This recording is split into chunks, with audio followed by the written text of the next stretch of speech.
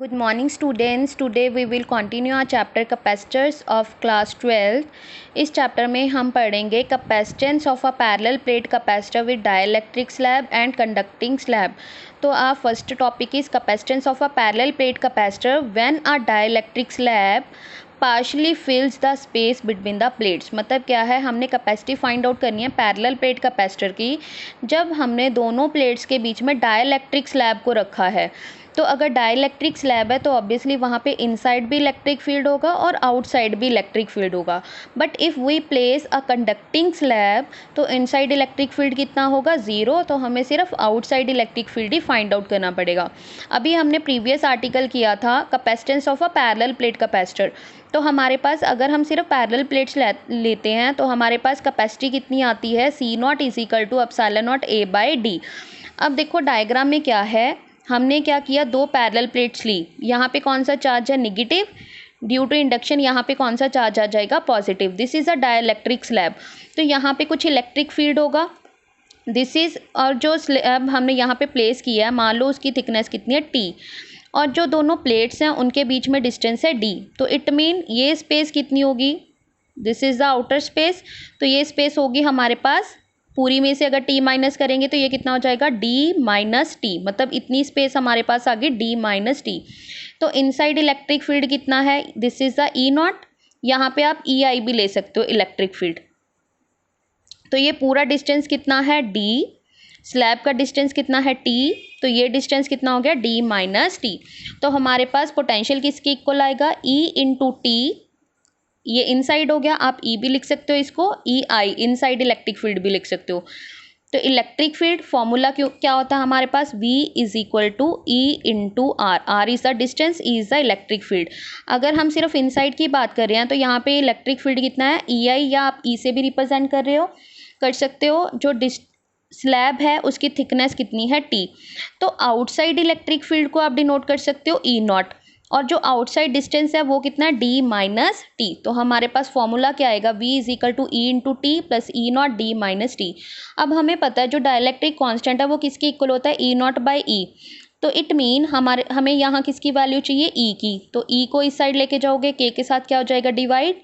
Put this value in this equation. तो हमारे पास आ जाएगा E naught by K into T, E naught D minus T. Take E naught is common. जब हम parallel plates लेते हैं तो वहाँ पे इलेक्ट्रिक फील्ड कितना होता है, सिग्मा बाई एप्सिलॉन नॉट। और सिग्मा क्या है, सरफेस चार्ज डेंसिटी, जिसका फॉर्मूला क्या होता है, sigma is equal to total charge upon total area.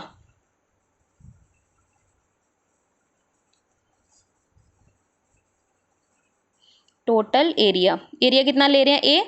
तो इट मीन सिग्मा की वैल्यू आ गई Q by A. Put this value in this equation. इस इक्वेशन में ये वैल्यू पुट करेंगे। फाइंड आउट क्या करना है, कैपेसिटी।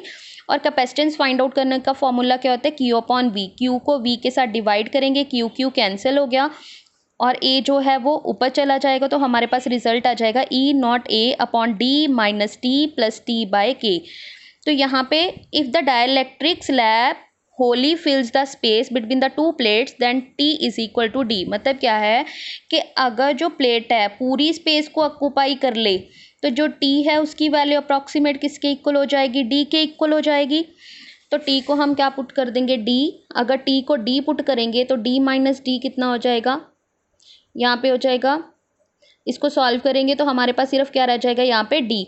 तो it mean epsilon not A by D capacitor किसकी कैपेसिटेंस थी, जब हम पैरेलल प्लेट की बात कर रहे थे। तो इट मीन अगर हमने डाइलेक्ट्रिक स्लैब प्लेस की तो उसकी कैपेसिटी कितनी है, K times the capacity of a parallel plate capacitor.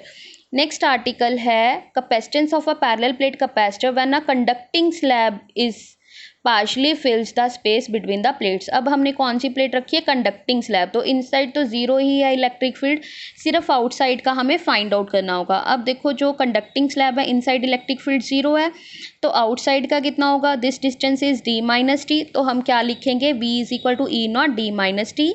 Same हम ई नॉट की वैल्यू पुट करेंगे, यहाँ पे आएगा sigma, sigma by epsilon not.